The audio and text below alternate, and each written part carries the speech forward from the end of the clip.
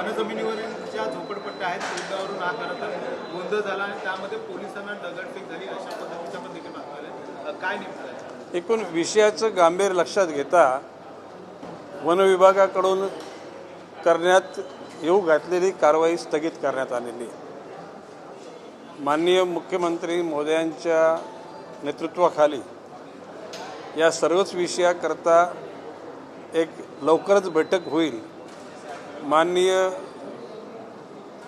One विभागाचे ACS Milind Mhaiskar यांना मी सूचित केलेले की या सर्व बाबी आपण समजून घ्या. त्या ठिकाणी असलेले आदिवासी पाडे त्यांचं पुनर्वसन,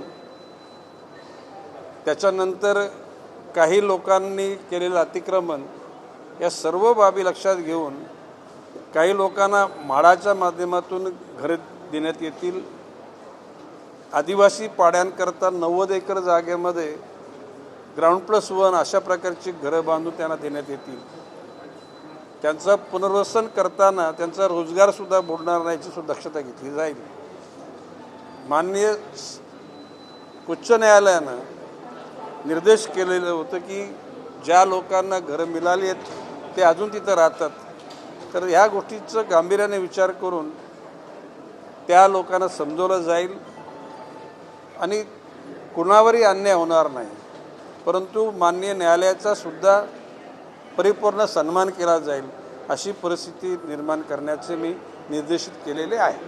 कुठेतरी पुनर्वसन केलं नाही त्यामुळे डायरेक्ट कारवाई केली त्यामुळे सगळा गोंधळ झाला असं म्हणायचं नाही. काय झालं की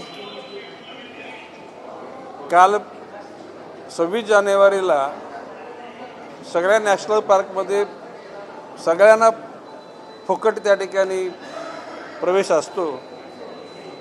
थोडा गैरसमज झाला की नॅशनल पार्कची सुट्टी अन्य कामाकरता सोमवारीच असते, तर ती सोमवारची सुट्टी मंगळवारी करता आली असती आणि लोकांना येऊ देण्यात आलं असतं तर काल जो गर्दी झाली ती थांबली असती.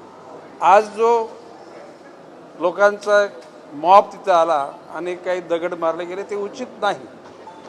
शेवटी शासन हे सगळे आपल्या सर्वांचं, सरकार एक कुठल्या आमदारांचं मंत्र्यांचं नाही, हे जनतेचं सरकार आहे.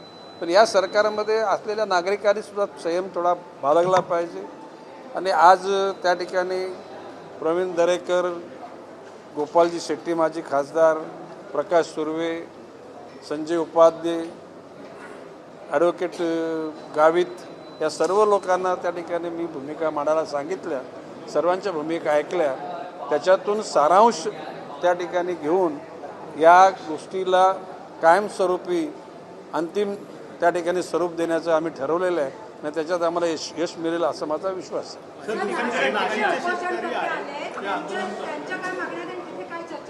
कोणाच्या उपोषण करते त्यांच्या विविध खात्यांच्या मागण्या आहेत. वन खात्यांचे वनपट्टे आहेत, ते वनपट्टे सगळ्यांना दिले जातील आणि त्या वनपट्ट्यांवर त्यांना लागण्याकरता बांबूची रोपं दिली जातील. सामाजिक वनीकरणाच्या माध्यमातून त्यांना पूर्ण सहकार्य केलं जाईल. वन खात्याशी एवढ्याच गोष्टी होत्या, अन्य दुसऱ्या खात्यांच्या गोष्टी त्याचा चर्चा चालू आहे. आपण एकनाथ शिंदे यांच्यावर केलेल्या आता परत